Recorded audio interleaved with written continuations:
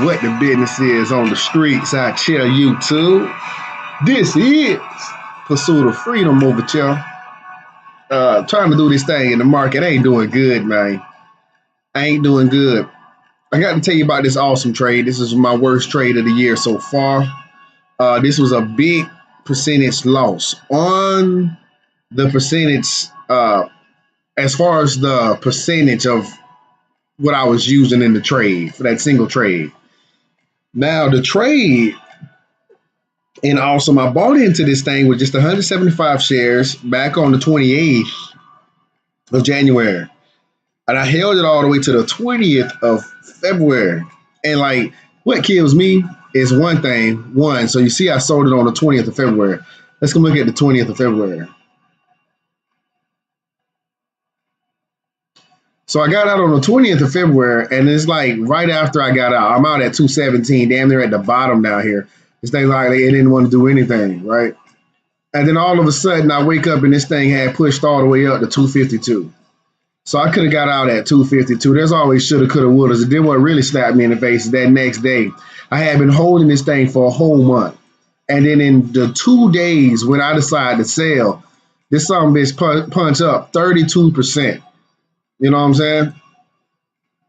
You know what I mean? But that from that area dropping down, it wasn't quite that much. Because if I come down to that, you see that box, 23%. So that's about what I ended up losing. Ended up losing about 23, 24, 25% in that one trade for that position size on $503. I lost 23, 24%. So like the reason why I was looking to buy into Awesome, because I see that it had done downtrended. And man, look at the market. Look at the market. Let's go back to the big top. Like what the market has done has been absolutely incredible, man. And this is pretty much the time period. Like at the beginning of the year, I think I made 3 trades by the time the market had got back up to this area by the 8th. And I'm completely missed an entire 10% run up by the entire market.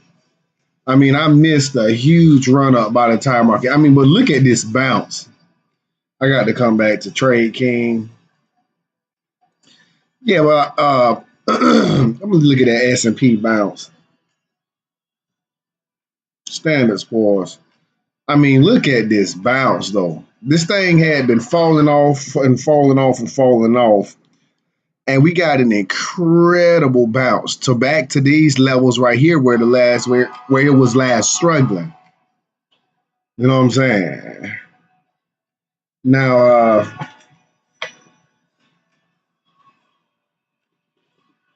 I remember doing a video saying that I don't think the head and shoulders pattern was done yet because it didn't have 6 months. This was really pointing out left shoulder, head, kind of sort of right shoulderish. But this right now look like it could still come back and be that right shoulderish. Or if it tests this 2875 level and we get above that and about another $100 in the S&P, then the market may fully be right back out to the races. But in this bounce, man, this bounce back, the market has seriously been out to the races. 17, almost 20% bounce. And I feel foolish for missing all of that. Where I'm at, 3 minutes. But it happens. It happens. Life happens to us all. I don't have the kind of capital to sit and trade stocks all day the way I would love to, man, because the potential for gaining when you have the right amount of capital, it can become easier. And the potential for losses can become easier too. I think about 90% of my trades, I get into them, and at some point I'm up. At least 90% of the stocks I choose to buy into, I buy into them, and at some point in that day or at some point in that trade, I'm up something. It could be 1%, 2%, 20%. I'm up, I believe, in about 90% of my trades. And this is just me eyeballing my problems right here and beginning to look back and be like, okay, where can I improve? Where can I improve? And that usually becomes my thought process after taking a loss. Now, this was my first actual swing trade, really long trade of the year. This may be one of my longest trades of the entire year, 2019, holding something for 1 month, unless I get up $100,000 and I got 10,000 over here, 10,000 over there, 10,000 over there, something like that. But that ain't the case right now. I'm still learning. Money still come in slow, so that's how I'm playing it. Money come in slow, baby, so that's how I spend it. I can't be just blowing money fast. This ain't BMF over here. I ain't got money to be blowing it fast. It comes slow, so how can I blow it fast? Hey, but that's just my little insights. Yeah, so awesome.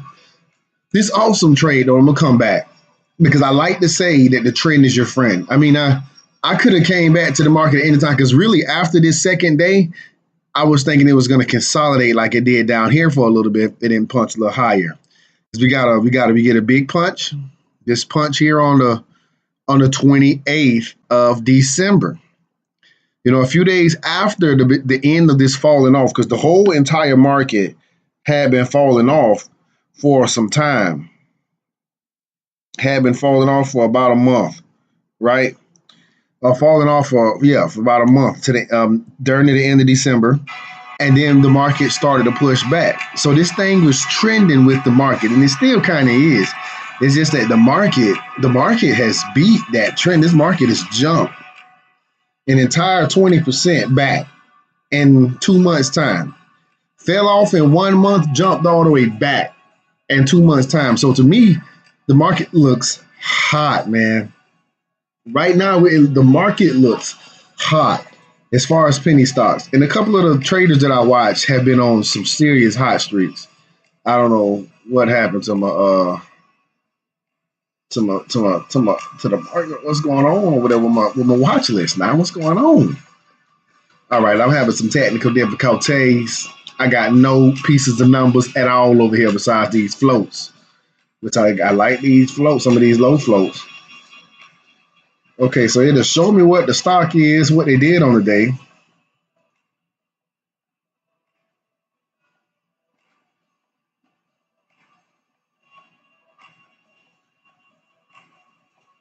Wow. Okay, so I'm having some technical difficulties through the middle of my video. Darn it. How long have I been yapping? So I'm at 7 minutes now. I don't think Awesome had any news. Oh, well, yeah, what I was getting at is that the trend is your friend.